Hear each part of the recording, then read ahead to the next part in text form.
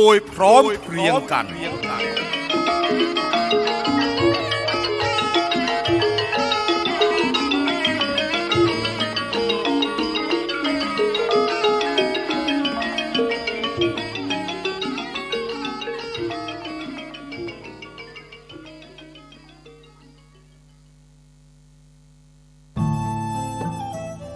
ท่านกำลังติดตามรับฟังสถานีวิทยุกระจายเสียงพระพุทธศาสนาแห่งชาติและสังคมคลื่นเพื่อการศึกษาพระพุทธศาสนาและวัฒนธรรมระบบ FM 104.5 เมกะเฮิรตซ์รายการต่อไปเป็นรายการเสียงธรรมจากสามเณรดำเนินรายการโดยสามเณรสมพงษ์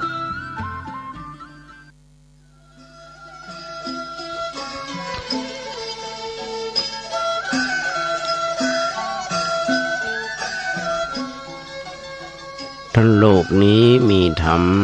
ประจำที่เมื่อทำดีจะไม่ดีมีที่ไหนมีสุขบ้างทุกข์บ้างช่างประไรเป็นวิสัยของมนุษย์ปุถุชน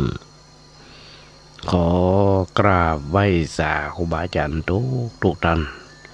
ขอเจริญพรศรัทธาญาติโยมผู้ใฝ่ในศีลในธรรมทั้งหลายมาแล้วรายการเสียงธรรมจากเนนน้อยสังเหลือจากวัดประแดงทั้งนี้โดยการนำของท่านพระโคโคสิตปริยัติยพรเจ้าวัดประแดงเจ้าคณะตำบลสุเทพเขตหนึ่งเป็นประจำทุกวันพุธจาก 10 โมงจนถึง 11 โมงโดยประมาณดำเนินโดยการรัตนภาพสามเณรสมพงษ์จากวัดประแดงได้รับความเมตตาจากทางสถานีวิทยุ FM 104.5 ของวัดไฟหินโดยที่มีท่านพระครูสมุวิศวัตรวรกิจโจนายสถานีและเจ้าอธิการผู้เปี่ยมไปด้วยความเมตตากับตัวธรรมภาพญาติโยมหุ้นส่วนธรรมทั้งหลายอย่างนี้เป็นประจำมีข้อแม้ถ้าทางสถานีวิทยุบ่ได้มีการถ่ายทอดสดตามงานวัดบาอารามต่างๆเขาก็ได้พบได้ปะกัน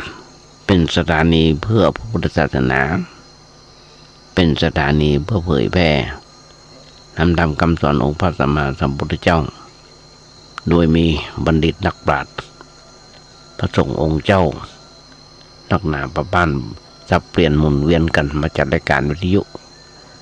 เอาธรรมะโอ้ญาติโยมฟังหลายรสหลายชาติเพราะฉะนั้นญาติโยมทั้งหลายแต่มาผู้หนึ่งได้รับความเมตตาจากบาอาจารย์กึดอย่างใดก็มานั่งโอ้ญาติโยมฟังอย่างที่เคยโอ้เป็นประจำว่าครูบาอาจารย์เพิ่นได้สอนไว้ได้สั่งไว้ว่าอยู่วัดจะไปอยู่วัดใดมั่นไว้พระสวดโยโกห้องอาตมาก็ได้ทำตามที่ครูบาอาจารย์เพิ่นได้สอนได้สั่งมาโดยตลอดแบบนี้ญาติโยมทั้งหลายเพราะฉะนั้นเวลา 10 โมงจนถึง 11 โมงเป็นเวลาอันเหมาะบางทีญาติโยมกำลังทำกับข้าวกับปลากวาดกระล่างกลางขว้างซักเสื้อซักผ้ากระเปิดวิทยุฟังไป เปิดวิทยุฟังไปแต่มีวิทยุกับวิทยุมาฟังตำหาในมีวิทยุอยู่2-3 เครื่องนะกุฏิเปิดดับไว้ทำกับเขากับบาซักเสื้อซักผ้าของลูกหลานเต้าที่ไม่ได้ไปไหนกันเพราะว่ายุคนี้เป็นยุคที่อันตรายโรคภัยไข้เจ็บหนัก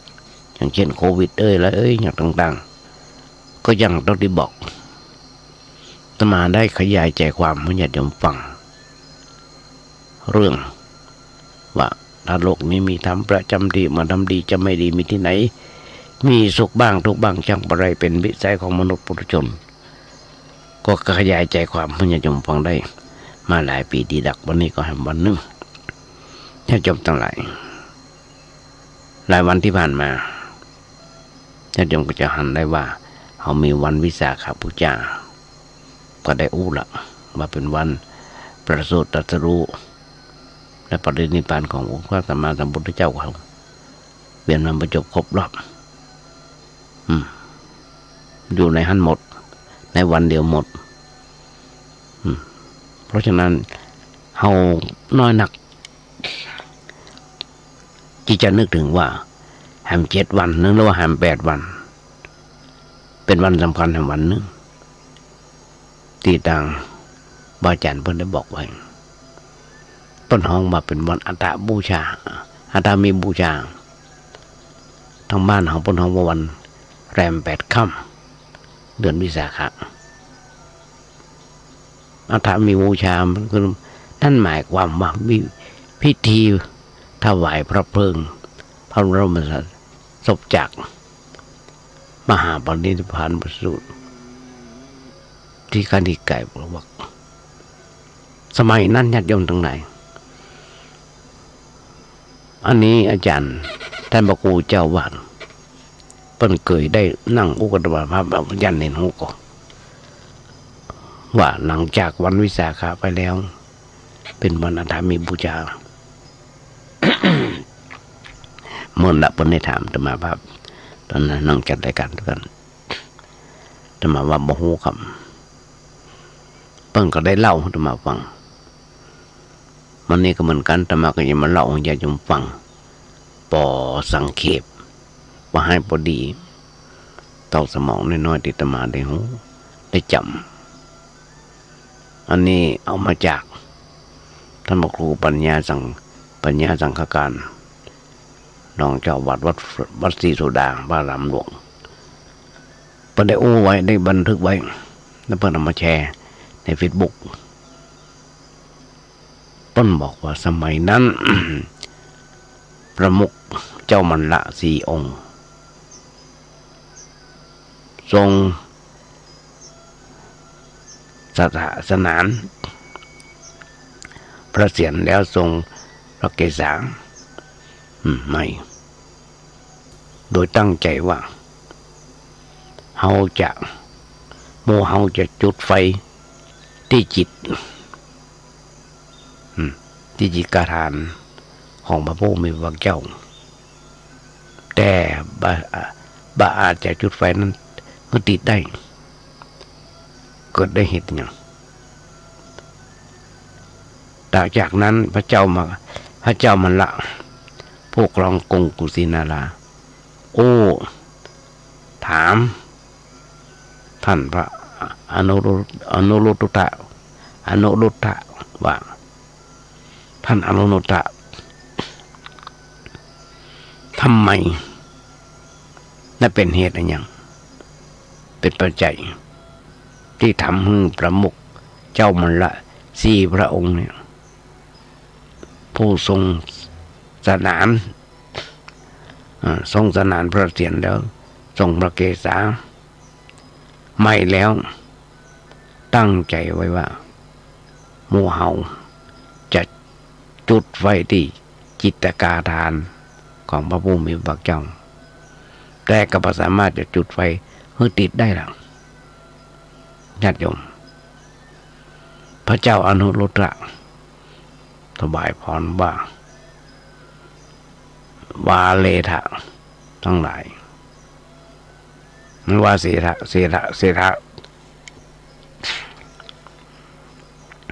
ว่าเสถะทั้งหลายเฮ้ยพวกเทวดาที่มีความประสงค์อย่างหนึ่งพระเจ้ามันแล้วก็อู้ว่าพวกเทวดามีความประสงค์อย่างใดพระคุณเจ้าท่านพระอนุรุตตะถวายพรว่าพวกเทวดามีความประสงค์ว่าท่านพระมหากัสสปะพร้อมด้วยภิกษุสงฆ์อยู่โมจำนวนนักหนาประปานเต่าที่คือจำได้ว่าประมาณ500 รูปเดินทางไกลจากกรุงวามายังกรุงสุริยะกุสินาราต้นอยู่ที่กรุงปาวามาแล้วก็กว่าจะถึงกรุงกุสินาราจิตภากทานของพระผู้มีพระเจ้าจะยังบรรลุไม่เดียวตราบที่ท่านมหากัสสปะยัง มาได้ถวายพระอภิวาทอย่างเบื้องพระคุณบาทพระคุณยุคนบาทของพระผู้มีพระเจ้าโดยเสียงพระเจ้ามันละโอว่าขอเป็นไปตามความประสงค์ของหมู่เทวดาตุอันนี้คือเหตุผลญาติโยมทั้งหลายครั้งนั้นอย่างที่ที่หูกันบัณฑิตนักปราชญ์บัณฑิตหูกันเผาอย่างได้ก็เผาไม่เผาอย่างได้ก็จีไฟอย่างได้ก็ไม่เพราะว่าเทวดาบอกว่าต้องรอพระมหากัสสปะก่อนพระมหากัสสปะก่อนมาพร้อมกันก่อนแล้วก็ไว้ละเอียดก็จะค่อยเผาต่อมาประเมินท่านมหากัสสปะก็เข้าไปยังมกุฏวิทยาพันธะเจดีย์ของหมู่เจ้ามังกระเจ้ามันละและในกรุงกุสินาราถึงจิตกานาทานของพระผู้มีพระภาคเจ้าห่มจีวรเฉวียงว่าประนมมือกระทำประทักษิณะจิตกาทาน3 รอบเปิดผ้าคลุมไปดังเท้าของพระพุทธเจ้าถวายอภิวาทพระยุคลบาทของพระผู้มีพระเจ้าด้วยเสียงกล่าวแม้ภิกษุ500 รูปเหล่านั้นก็ห่มจีวรเฉวียงบ่าประนมมือทำประทักษิณทาน3 รอบถวายอภิวาทยุคลบาทของพระผู้มีพระเจ้าโดยเสียงกล่าวนี่ญาติโยมทั้งหลายเมื่อท่านพระมหากัสสปะและพระภิกษุสงฆ์500 รูปถวายอภิวาทเสร็จจิตกาทานของพระผู้มีพระเจ้าได้ติดไฟลุกขึ้นมาทันทีเมื่อพระเพลิงไหม้พระสารีบุตรไฟไหม้ของพระสรีระร่างของพระผู้มีพระเจ้าพระอวัยวะคืออาชวีผิวนอกพระจัมมะหนังต่างๆญาติโยมต่างหลายมาปรากฏเท่ามาปรากฏกำเมาเลยคงเหลือแต่เศษสรีระตอนเปรียบเสมือนเมื่อไฟไหม้เนยใสและน้ำมันก็มาปรากฏเท่ามาปรากฏกำเมาชั้นใดเมื่อพระเพลิงไหม้พระสรีระของพระผู้มีพระเจ้าพระอวัยวะคือพระชวีพระจัมมะมังสะพระนาราหูนาหารูอันอย่างต่างๆปรากฏเป็นเท่าดานปรากฏคำเมากงเหลืออยู่แด่สรีระตอนเพราะฉะนั้นเหมือนกันและบรรดาผ้า500 คู่นั้นมีเพียง2 คู่พื้นมีเพียง2 คู่ผืนนอนที่ถูกไฟไหม้คือผืนในสุดกับผืนนอกสุดก็เมื่อพระเพลิงไหม้พระสรีระของพระผู้มีพระเจ้าแล้วท่อน้ำไหลหลั่งมาจากอากาศดับจิตคาและพระผู้มีพระเจ้าน้ำพุ่งขึ้นเป็นที่น่าอัศจรรย์ใจน้ำพุ่งขึ้นจากไม้สาระดับจิตกระดากาทานพระผู้มีพระเจ้าพวกเรานั้นและพระผู้ครองกรุงสินาราดับจิตกระดาการด้วยน้ำหอมน้ำอย่างน้ำร้อนต่อจากนั้นเจ้ามันละผู้ครองกรุงสินาราได้จัดกำลังพลหอกล้อมไว้ในสถานการณ์พร้อมด้วยกำแพงธนูป้องกันบำรุงสารีริกธาตุของพระผู้มีพระเจ้าแล้วสักการะเคารพนอบพระบูชาพระสารีระของพระผู้มีพระเจ้าโดยการฟ้อนรำขับร้องประคมดนตรีระเบียบดอกไม้และของหอม ได้7 วันนี่คือเหตุผล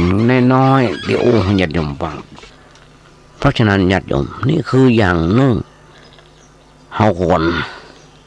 นึกถึงในวันสำคัญของ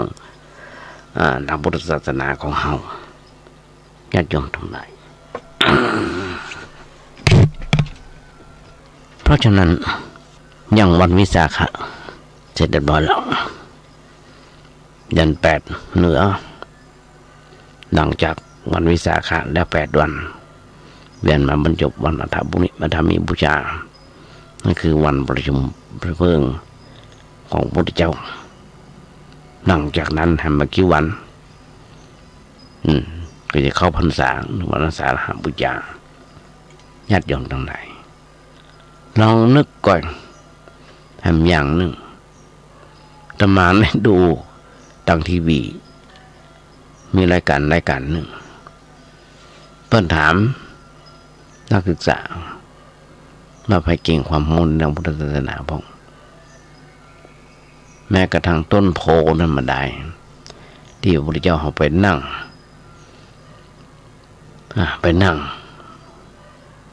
ต้นโพต้นนั้นเพิ่นถามว่าอายุเท่าใดมีอายุเท่าใดนักศึกษาคนนั้นตอบว่า45 ปีก็ว่า35นะจำไม่ได้มีเลข5นี่แหละถ้าเป็น45 ปีทำไมเหตุผลต่างๆที่ผมบอกเขาฟังต้นโพนี่ก็เหมือนกัน ประดิษฐานทางทิศตะวันตกของเจดีย์4 ไตรพรหมอายุ40 ปีปลูกโดยพระสงฆ์พุทธศาสนิกชนของวัดศรีไตรพรหมจังหวัดลำปางปัจจุบันวัดศรีไตรพรหมได้อัญเชิญต้นศรีมหาโพธิ์จากพุทธคยานประเทศอินเดียมาปลูกไว้1 ต้นประดิษฐานทางทิศตะวันเหนือของวัดอายุได้3 ปีต้นโพเป็นดวงไม้ที่เจ้าชายสิทธัตถะได้บำเพ็ญเพียรเพื่อบรรลุสัมมาสัมพุทธเจ้าสัมมาสัมพุทธญาณและได้ตรัสรู้เป็นพระสัมมาสัมพุทธเจ้า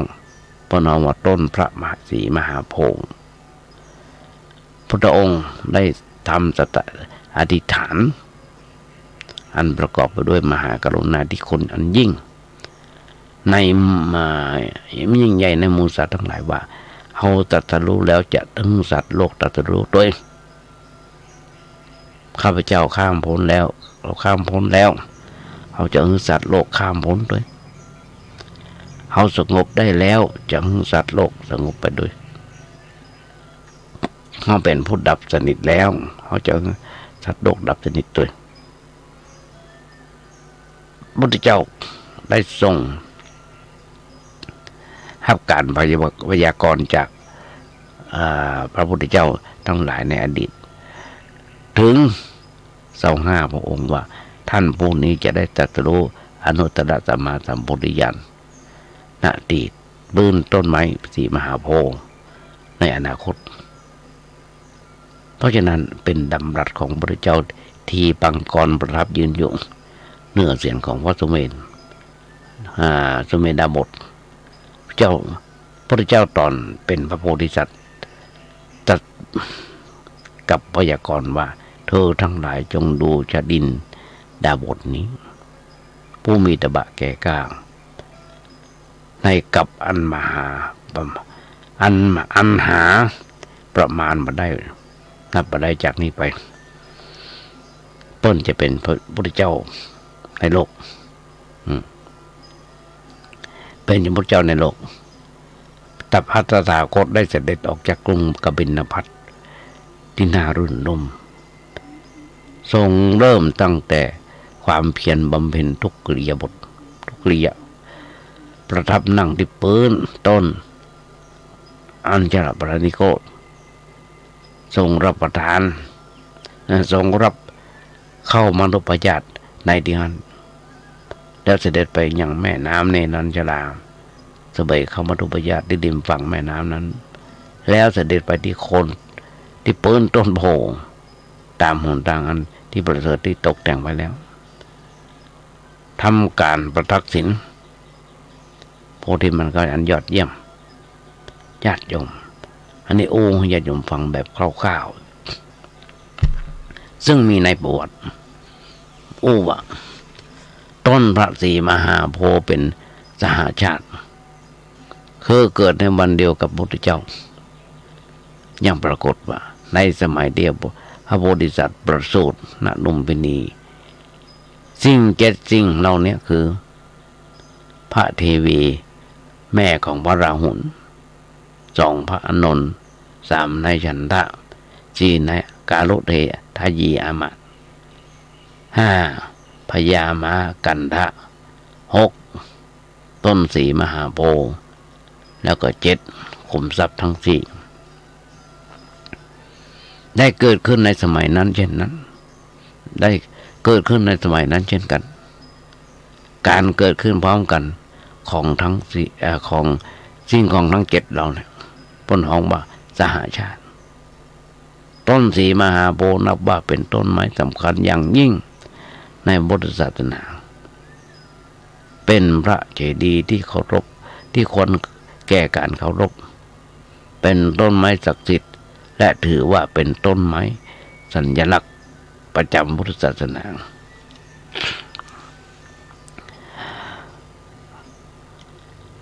ต้นพระศรีมหาโพธิ์นับว่าเป็นต้นไม้ที่สำคัญในพุทธศาสนาพุทธศาสนานิกชนควรจะรักษาและปกป้องทำความสะอาดปฏิบัติด้วยความด้วยการรดน้ำไม้ต้นโพอย่างต่างๆที่หูหันกันอยู่ทุกเมื่อเช้าวันเพราะฉะนั้นนี่แหละญาติโยมทั้งหลายที่จะมาญาติโยมฟังวันนี้นี่คือความหมายของอย่างต่างๆในเรื่องของวันวิสาขะแล้วก็วันอาถรรพ์บูชาแบบคร่าวๆย่อๆก็ขอย้อนรอยความเข้ามาในเรื่องเก่าๆที่อาตมาได้ผ่านมาที่ผ่านมาว่าเขาจะหันได้ว่าปัญหาชีวิตของสัตว์โลกมีนักหนาป่าบันทุกชีวิตของคนเขามีแต่ปัญหานักด่าป่าบันชีวิตคือตัวทุกข์อย่างใดคือชีวิตคือตัวทุกข์ญาติโยมทั้งหลายมันมีอยู่ที่มีอยู่ประจำในทุกๆคนผมบอกว่าที่มีอยู่ประจำในปุถุชนทั่วไปทำมึงหันวิปราชไปว่าชีวิตนี้เป็นเฮาเป็นเขาเป็นตัวเฮาฮักตัวเฮาเองมากมาอย่างนี้ทุกโทษภัยของชีวิตจึงคิดว่าเป็นสิ่งมาจากภายนอกมาจากพวกอื่นแท้จริงชีวิตนี้แหละคือตัวทุกข์โดยสมมติสัจจะชีวิตใดชีวิตหนึ่ง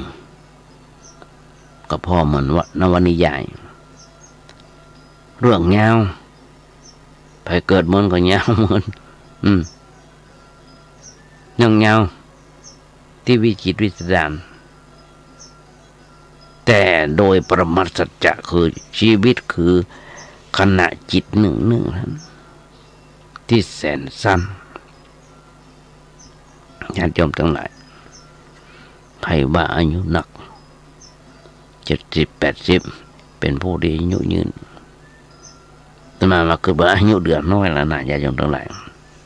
แต่มาเลข6ก็เหลือน้อยเต็มแก่แล้วถ้าเปรียบเสมอ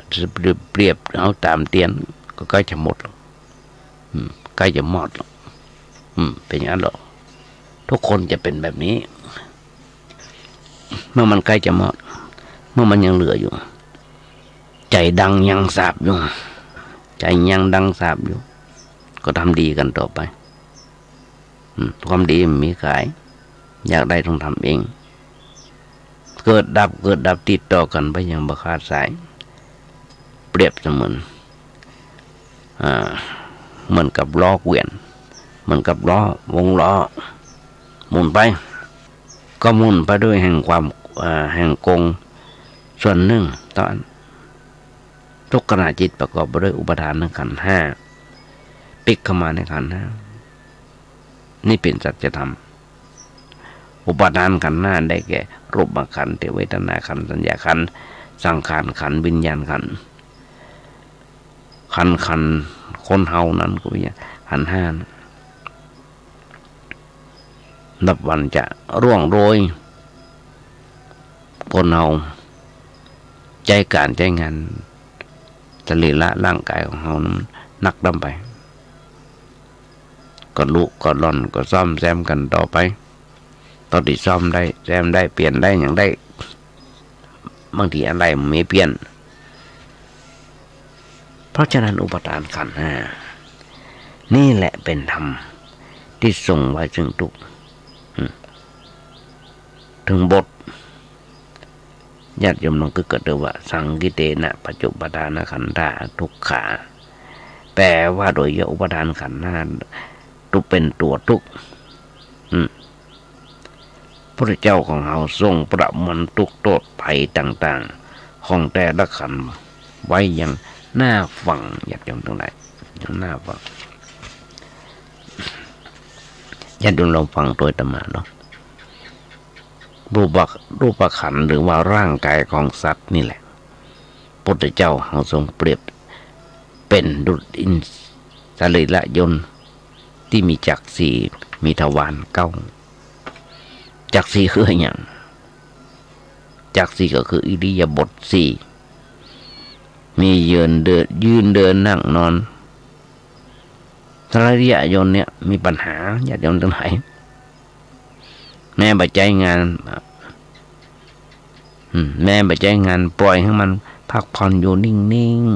ๆในอิริยาบถเดียวมันเมินก็อยู่บ่ได้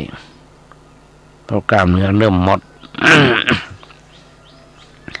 กล้ามเนื้อเริ่มหมดกำลังระบบขับถ่ายระบบหมุนเวียนโลหิตเลือดลมอย่างต่างๆมีปัญหาแม้กระทั่งผิวหนังคนไข้เกิดแผลกดทับตมานั้นเป็นญาติโยมทั้งหลายแผลกดทับคล้ายๆเป็นแผลกดทับมันไปไหนบ่ได้เพราะเลือดในตัวมันกระด้างเพราะน้องมาเลือดมันขมมันเหนียวมันข้นมันเลยทำให้มันเป็นแผลกดทับวางยืนเมินก็บ่ได้นั่งเมินก็บ่ได้ปวดเหมือนกับมาเลือดมันไปกระด้างที่หั่นทำให้เขาปวดเพราะฉะนั้นญาติโยมทั้งหลายมันเลยเป็นภาระที่จะต้องเปลี่ยนอิริยาบถเป็นประจำเปลี่ยนปิ้นซ้ายปิ้นขวาเดียวทุกวันตอนเช้าหลังสวดมนต์เสร็จอาตมาจะไปเดินรอบโบสถ์1 รอบแมลงมาสวดมนต์เสร็จไปเดิน1 รอบเป็นประจำต้องทำตลอดชีวิตต้องทำตลอดชีวิตด้วยจากการเดินเป็นการยืนจากการยืนเป็นการนั่งจากนั่งเป็นนอนแม้ขณะนอนหลับก็ยังต้องพลิกซ้ายพลิกขวาพลิกไปพลิกมาปิ้นไปปิ้นมากายจะเป็นปกติสุขอยู่ได้ก็อาศัยการเปลี่ยนอิริยาบถปิ้นซ้ายปิ้นขวานี่แหละอิริยาบถเลยเป็นตัวปิดบังบ่ฮือหันทุกข์นี่เป็นเพียงปัญหาหนึ่งในหลายๆปัญหาที่แอบแฝงมากับชีวิตโดยบ่มีใครคาดคิดว่าอิริยาบถจะเป็นตัวปัญหาคนทั่วไปมักคิดเอาว่านั่นเป็นเรื่องธรรมชาตินั่นเป็นเรื่องธรรมชาติทวารทั้งเก้าทวารเก้าทวารแปลว่าประตูกันง่ายๆประตูถึงเก้าประตูถึงเก้าเป็น ดุจมีแผลเก้าแผลในร่างกายมีสิ่งปฏิกูลไหลออกมาอยู่เสมอกายนี้ประกอบไปด้วยกระดูก3,000 ท่อนมัดไว้ด้วยเอ็น900 ฉาบ900 ฉาบทาด้วยเนื้อมีหนังห่อหุ้มอยู่ปิดบัง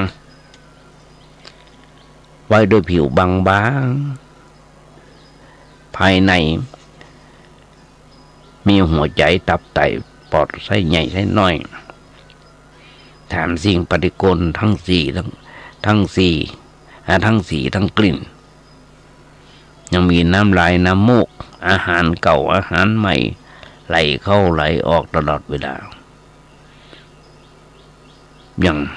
ในขันธสูตรพระพุทธเจ้าอู้ว่าดูก่อนภิกษุทั้งหลายคำว่าฝีเป็นชื่อของกายประกอบไปด้วยมหาพูดรูป4มีบิดามารดาเป็นแดนเกิดเจริญด้วยข้าวสุกและนมสดมาเดี๋ยวเจริญไปด้วยอย่างให้ทอบหนักไปกว่านั้นก็คือลาบควายลาบหมูอย่างต่างๆสปะต้องรูปไรนวดเฟ้นนวดฟันมีความกระจัดกระจายเป็นธรรมดาร่างกายนี่มีแผล9 แห่งสิ่งหนึ่งสิ่งใดรั่วไหลออกมามีกลิ่นเหม็นญาติโยมทั้งหลายขอให้เบื่อหน่ายในกายนี้อนิจจสถาปนิกใครนะเป็นสถาปนิกเอาแบบสรีระยนต์เนี้ยที่มีปัญหาถึงเพียงนี้แต่ด้วยสักยทิฏฐิเฮาก็ยังหักรูปกายนี้อยู่ญาติโยมทั้งหลายร่างกายของคนเฮาแพทย์วิทยาศาสตร์บางทีก็หายบางทีก็เปลี่ยนได้บางทีก็รักษาได้บางทีก็รักษาบ่ได้ต้องเพิ่มต้องเติมอย่างขาหักซ่อมแซมเมินต้องดามต้องอย่างกันเพดานโหวก็ไปซ่อมแซมให้มันดีขึ้นมาลองมานึกก็ได้ว่าญาติโยมยุคนี้สมัยนี้ใจสับบำรุงบำเรอร่างกายมากน้อยขนาดไหนมันหญิงสาวที่บ่สาวที่มีอายุก็ดึงหน้าย่นดึงหน้าย่นก็ดึงให้มันตึงเสริมจมูกตาชั้นเดียวก็แป่งตา2 ชั้นแก้มตอบก็ไปทำแก้มป่องได้ดึงหนังหน้าผากสปะในร่างกายของคนเฮาทำได้เปลี่ยนจากหน้าหนึ่งเป็นแหมหน้าหนึ่งก็ได้จากที่มันแก่อยู่แล้วกระชากไว้มันก็หนุ่มได้ทำแบบนั้นแต่ลืมนึกไปหลายสิ่งหลายอย่างเราไม่สามารถจะทำได้แต่รูปธรรมบ้านหนึ่งบอกถ้ามหาโมคคัลลานะเทระคาถา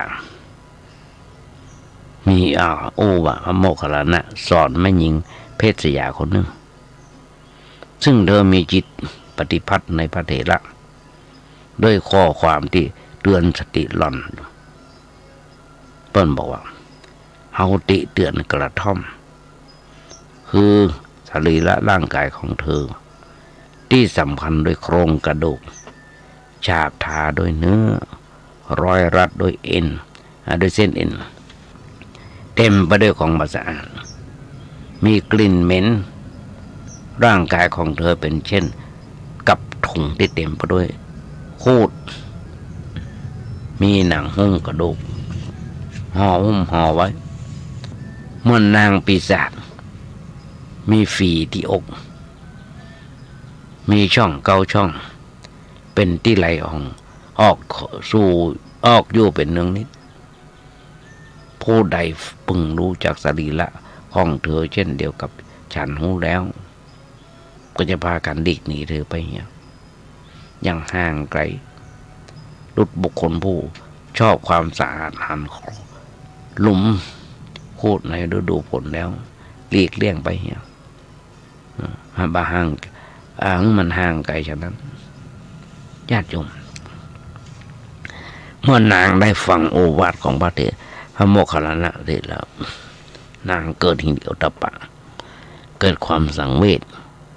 และเกิดศรัทธาประกอบกับนางสังสมวิวักตะคามีไม่แล้วก็มีสุกุศลอันเป็นกุศลที่พาออกจากวัฏฏะมาตั้งแต่สมัยพุทธเจ้าองค์ก่อนนางถึงสละเพศคฤหัสถ์ออกบวชเป็นภิกษุณีชื่อวิมลลาเทรีต่อมาก็สำเร็จเป็นพระอรหันต์ญาติโยมทั้งหลายพระสารีบุตรเถระแสดงโทษของสรีระของโดยเปรียบรูปกายเป็นดุจจอมปลวกบนบ่าป้นบอกว่า80,000ในภายในกายเฮามีกิมิชาติป้นของจุลชีพเป็นภาษานี่นะ80,000เราอาศัยอยู่บนผิวหนังในเนื้อในเอ็นในกระดูกอันอย่างต่างๆสัตว์เราเนี่ยย่อมเกิดย่อมเจ็บไข้ถ่ายอุจจาระปัสสาวะลงในกายเฮานี่แหละกลายเป็นดังเรือนคลอดเรือนเกิดเป็นทั้งส้วมเป็นทั้งสุสานโดยมันบ่สนใจว่าจะเป็นกายของกษัตริย์มหาศาลหรือเป็นกายของจันทานเข้าข้างถนนญาติโยมยังที่จะบอกตะเกียบว่าวิทยาศาสตร์ถึงจะล้ำเลิศยังไรก็ยังล้ำหน้าไปแต่ก็ยังวิทยาศาสตร์ยิ่งเจริญเพราะทำคำสอนขององค์พระสัมมาสัมพุทธเจ้ายิ่งอัศจรรย์ยิ่งเด่นชัดเพราะฉะนั้นยังเรื่องจุลชีพที่อาศัยอยู่ในร่างกายของเราเนี่ยซึ่งภาษาดิบุตรเถระได้อู้ไว้เมื่อ 2,500 กว่าปีมาแล้วแต่นักวิทยาศาสตร์จุลชีววิทยาบอกว่าจะเป็นมหาวิทยาลัยไหนก็หาค้นปะเนี่ยว่าแม้ในสะดือของคนเราก็มีจุลนินทรีย์ถึง 1,400 สายพันธุ์อาศัยอยู่จำนวนนับบ่ถ้วนแม้ขณะบนที่นอนเราที่เราว่าสะอาดแล้วนะก็มีไรฝุ่นนับล้านตัวนับล้านตัวที่หันโดยกล้องจุลทรรศน์ตัวมันน้อยนิ้วแต่ก็มีขันธ์5ครบมันกินสะเก็ดเซลล์ผิวหนังของคนที่ตกหล่นอยู่ไปเอาเก่าใต้เก่าไส้เก่าขวามันตกลงไปนั่นแหละเซลล์ตัวนี้มันกินเป็นอาหารถึงจะดูดฝุ่นอย่างได้กระจ่างจะเปลี่ยนผ้าปูที่นอนได้กระจ่างก็กะจำกัดมันน้อยเดียวมันกินนอนออกลูกออกล้านขับถ่ายบนตัวเฮาบนหัวของเฮาเป็นแบบนั้นหรอนี่แหละเพราะฉะนั้นบอกว่าจะเป็นหมู่เฮาหรือว่าดาราหรือว่าหมู่ไฮโซหรือคนดำคนรวยใหญ่โตเป็นเศรษฐีเมื่อนอนก็นอนอยู่กับสัตว์เดรัจฉานในสภาพของคนที่กำลังนอนหลับอยู่บ่ต่างไปจากซากแมวซากหนูที่ถูกหมูนอนซ่อนใส่กันลุกจากที่นอนตอนเจ้าไรฝุ่นมันก็ติดนับพันตัวยังเกาะอยู่เต็มหัว ถ้าพอกันด้วยตาเปล่าสรีระร่างกายนี้บอกว่าประจัยบอกว่าไม่ยิ่งจะพอน่าเกลียดน่ากลัวขนาดไหนแม้ร่างกายจะปฏิกูลหันขนาดนี้แต่บุคคลผู้ดำรงอยู่อย่างวิปริตยังสำคัญผิดไปว่ากายนี้สะอาดกายนี้งามห้องติดข้องในกายของตัวและกายผู้อื่นบทว่าเปรียบว่าโคเท่าติดอยู่ในตมส่วนบัณฑิตผู้ละวิปลาส5วิปลาส4ได้แล้วท่านบัติดข้องกายใดๆเลยโลกมนุษย์จัดว่าเป็นสุคติภูมิแม้จะใหญ่โตมีคนนับพันล้านแต่เมื่อเปรียบเทียบกับสัตว์ในอบายโลกมนุษย์มีคนเพียงหยิบมือเดียวในสารคดีญาติโยมทั้งหลายพอตัวทางทีวีมีหลายช่องที่เขาพอแต่แค่ปลาหมึกในทะเลลึกมารวมตัวกันในฤดูผสมพันธุ์ซึ่งในฤดูผสมพันธุ์เพียงแค่ปลาหมึกฝูงเดียวก็มีน้ำหนักถึง 4,000 ตันเนี่ยที่เขาจะไปยับกันนะไปจับไปยับมันเดี๋ยวเรือไปยับกัน ซึ่งจะเป็นปลาหมึกที่กี่ตัวนับยากและแต่ละตัวยังวางไข่ฟักเป็นลูกปลาหมึกแฮมกี่ร้อยล้านกี่พันล้านตัวก็ยากที่จะคำนวณนับเช่นกันเพราะฉะนั้นบอกควรสงสัยในกรรมโอ้ของพระองค์พระสัมมาสัมพุทธเจ้าว่าสัตว์ไปเกิดเป็นในสุคติภูมิเท่ากับฝุ่นที่ปลายเล็บสัตว์เดาใดส่วนสัตว์ไปเกิดในอบายมีนักเท่ากับฝุ่นทั้งปฐพีอบายภูมิถึงเป็นเสมือนเรือจำมือมาที่คุ้มขังนักโทษแห่งวัฏฏะสัตว์ในอบายต้องเกิดตายแออัดยัดเยียดกันอยู่อย่างนั้นขั้นจุติตายจากเดรัจฉานก็สู่เดรัจฉานแฮมจากเปรตสู่เปรตแฮมจากที่มืดสู่ที่มืดแฮมอบายก็เหมือนสถานที่มีแต่ประตูทางเข้าแม้จะมีส่วนน้อยนิดกระโดดรอดออกมาสู่ภพภูมิที่มีแสงสว่างเช่น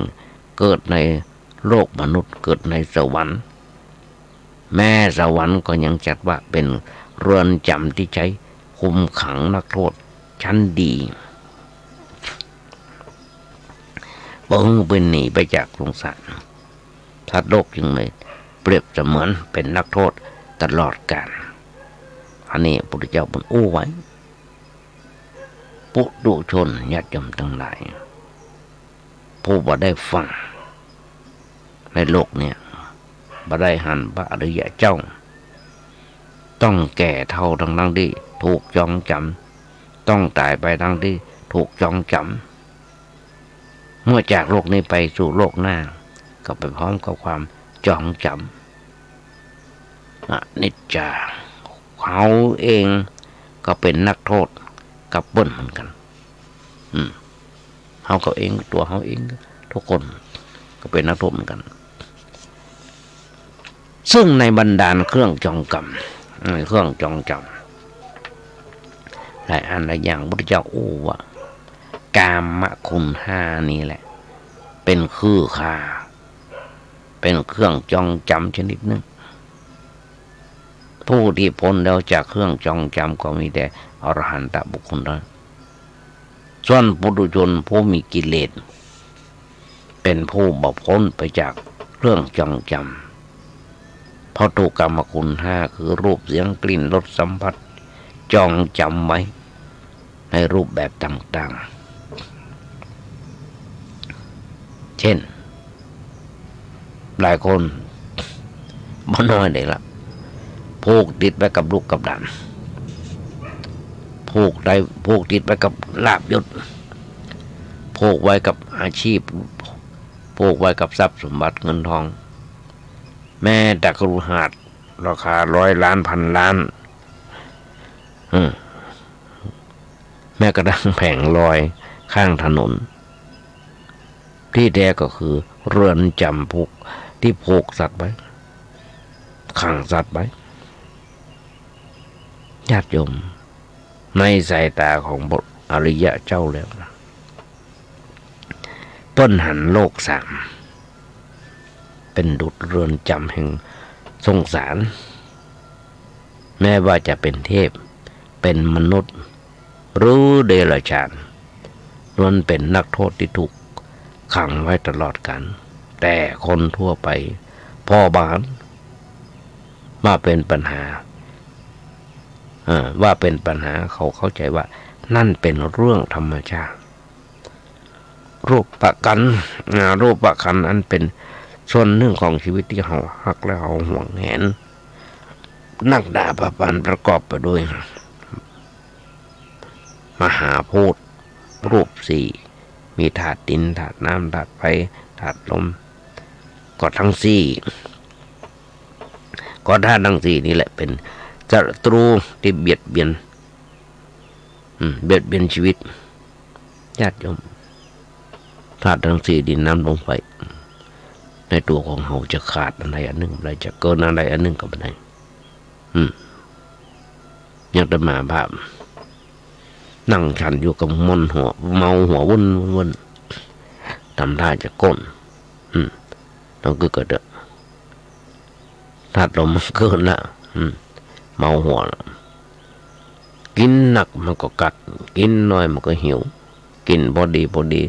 ปานกลางเพราะฉะนั้นเนี่ยคนเฮา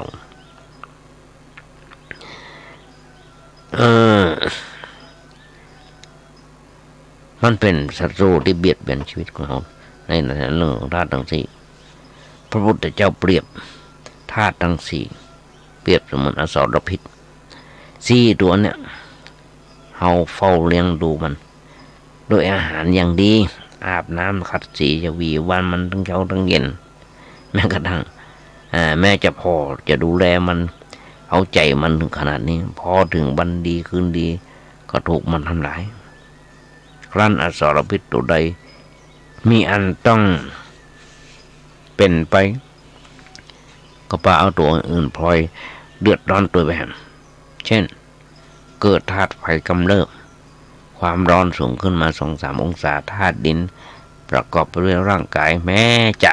แข็งแรงเป็นนักมวยระดับโลกเป็นนักกล้ามนักกีฬาก็ต้องบวกเปียกอ่อนล้าถ้าธาตุน้ำไปน้อยไปเพราะเสียน้ำเสียเหงื่อก็ต้องธาตุดินธาตุลมอ่อนเพลียแรงไปตามนั้นโดยไปเลยอย่าจำนวนคือกันนะอันนี้เรื่องจริงนะอย่าจำไหนพระเจ้าของเขาหูก่อนนักวิทยาศาสตร์เพราะอำนาจอวิชชาเฮาเลยบอกหูตัวเลยว่ารูปประขัน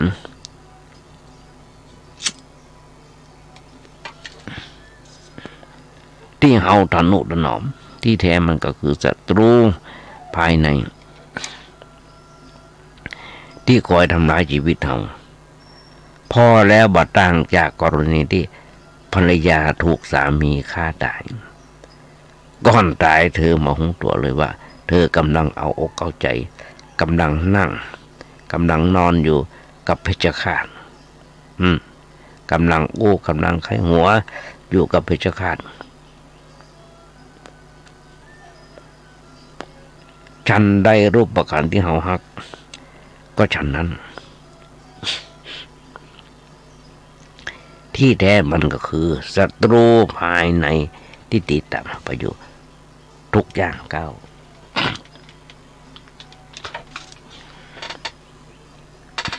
เพราะว่าจะขึ้นรถลงเรือขึ้นเหนือล่องใต้มันก็ตัวเฮาไปตัวแม่เข้าห้องน้ำมันก็ยังอุตส่าห์ต ตัวเข้าไปหำยงสัตว์ด้วยเข้าไปหำ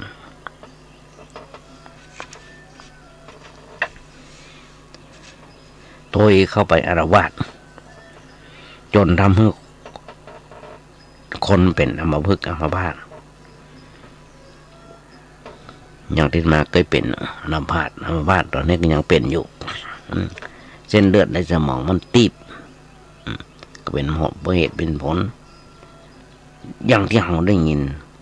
ได้ฟังอยู่บ่อยๆพระเจ้าบนโอ้กับพระทานว่า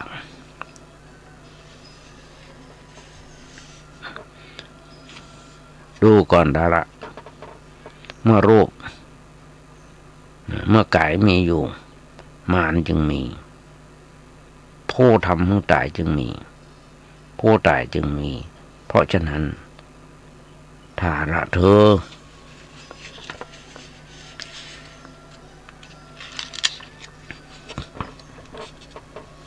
จงพิจารณาหันรูปว่าเป็นมารเป็นผู้ทำให้ตายเป็นผู้ตายเป็นดังโรคดังเป็นฝีเป็นตุกญาติโยมการที่พุทธเจ้าของเราทรงห้องขันว่าเปรียบขันว่าเป็นมารโดยอรรถะว่าเป็นผู้ฆ่าดังในสังอย่างที่บทอู้กันกับพระสารีบุตรเถระกล่าวกับยมกะภิกขุว่าปุถุชนย่อมมโหตามความเป็นจริงถึงรูปอันเป็นผู้ฆ่าว่าเป็นผู้ฆ่าดังนั้นทุกชีวิตมโหตัวว่าตัวถูกเพชฌฆาตทั้งห้าคอยเงื้อดาบตุยฆ่าอยู่ตลอดเวลาเช่นคนรุ่นปู่ย่าตายายของเฮาถูกมารฆ่ามาแล้วนับบัดถ้วนคำอุปมาเนี่ยไม่ใช่คำขู่นะญาติโยมทั้งหลายไม่ใช่คำขู่ผู้ได้กลัวก็ไม่ใช่และบ่ได้เกินความเป็นจริงก็ความตายนี่แหละมันมาพร้อมกับความเกิดเพราะฉะนั้นทุกอย่างก้าวที่เราก้าวเตียวอยู่ก็เตียวไปสู่ความตายนั่งรอวันตายนะทุกคนแม้จะนั่งก็นั่งรอความตายถึงจะนอนก็นอนรอความตายบอกว่าบุคคลนั้นจะยิ่งใหญ่ขนาดไหนก็จังแม้กระทั่งโบราณบนห้องว่าเจงยิสข่านหรือว่าเจจินสีห้องเต้ที่สรรหายาอายุวัฒนะถึงความจริงจะปรากฏแล้วก็ต้องทุกคนที่ใหญ่โตโมโหได้อย่างที่อู้เดียเจงยิสข่านกาจินสีห้องเต้กาก็ต้องมาพ่ายแพ้แก่มัจจุราชทั้งนั้นถึงความจริงจะปรากฏชัดๆเช่นนี้แต่สัตว์โลกผู้มีอวิชชาก็รู้สึกทุกข์ร้อนกับปัญหานี้นะแม้เคยหันผู้คนล้มตายนับแสนนับหมื่นเมื่อเขาเกิดมหาวัฏภัยอย่างเมื่อกี้วันที่ผ่านมามหาวัฏภัยเกิดที่ต่างประเทศมีคนล้มตายนักหนาบ้านเป็นร้อยเป็นพันเป็นหมื่นป่านนี้ยังค้นหายังบ่ปะยังก็มีอยู่เพราะมันทับถมหลายชั้นหลายอย่างต่างๆเมื่อกี้วันที่ผ่านมาเนี่ยรู้สึกว่าจะเป็นต้นเดือนที่แล้วอย่างบ้านเฮาก็เกิดวัฏภัยสึนามิตายกันหลายคนหลายหมื่นเป็นหลายพันคนเกิดอุทกภัยครั้งใหญ่เกิดแผ่นดินไหวยังไม่ได้นะแผ่นดินไหวนะไหวทุกวันมีความรู้สึกนิดน้อยๆตั้งกระปรอบใจกันนี้ว่าคนอื่นเคราะห์ร้ายเอามาเป็นอย่างโดยหารู้ไหมว่าตลอดสังสารวัฏอันยาวเมินที่ผ่านมาทุกคนเคยทำทั้งกุศลทำทั้งกุศลกรรม และอกุศลกรรมมาสารพัดแม้ช่วงนี้จะพ้นภัยแต่อนาคตก็อาจตะภัยนี้ตราบใดที่ยังมีขันธ์ห้าด้วยเหตุผลที่ว่าด้วยเหตุผลที่ว่าโอ้เหลียวพอเวลาจะหมดแล้วญาติโยมทั้งหลายโอ้ไปมันไปรับหูรับตาไปขออภัยญาติโยมทั้งหลายต้องเอารายการให้ยากไปละลืมพอในรายการถ้ารายการมันนี่ญาติโยมทั้งหลายขอเอางานบุญงานกุศลเอิญญาติโยมฟังสักน้อยเลยจะปิกมาในเรื่องของขันธ์ห้าในวันต่อไปงานบุญงานกุศลของวัดประแดงญาติโยมทั้งหลายเท่าที่ผ่านมาการก่อร่างห้างแปลงซ่อมแซมเสนาสนะที่วัดประแดงสำเร็จลุล่วงไปได้อันใดอย่างโดยที่ท่านพระครูเจ้าวาดท่านพระครูโคสิตปริยัติยาพรได้ดำริได้ไว้ได้ว่าจะมีการก่อร่างห้างแปลงศาลาอนุสรณ์หรือว่าพิพิธภัณฑ์ของเจ้าติโลกราชที่วางศิลาฤกษ์มาต้นปีที่ผ่านมาเพราะฉะนั้นฝากบอกบุญญาติโยมทั้งหลายร่วมทำบุญสุนทานด้วยกันตอนนี้ทำแบบทำแผนแล้วแต่ว่าต้องยื่นไปตามขั้นตอนของข้าราชการโดยคณะวิศวะเปิดในแมวอุปถัมภ์อุปถากวัดบาประธานนาวัดประแดงของเราฝากบอกบุญญาติโยมทั้งหลายด้วยให้จะร่วมทำบุญสุนทานด้วยกันจะมีการเริ่มก่อสร้างละโทรศัพท์ไปถามท่านพระครูเจ้าวัดได้ว่าเบอร์วัดมีอยู่ว่า0818815690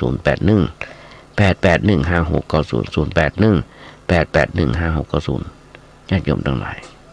กราบขอบพระคุณในน้ำใจของท่านพระครูสมุวิศวัตรวรกิจโยนให้สถานีเมตตาธรรมภาพวันหนึ่งท้ายรายการวันนี้ญาติโยมทั้งหลายประจำดีเมื่อทำดีจะไม่ดีมีที่ไหนมีสุขบ้างทุกบ้างจังอะไรเป็นวิสัยของมนุษย์ปุถุชนก็ขยายใจความให้ญาติโยมฟังได้แบบเนี้ยหวังใจเป็นอย่างยิ่งวันนี้ญาติโยมคงได้อัญญามานักก็น้อย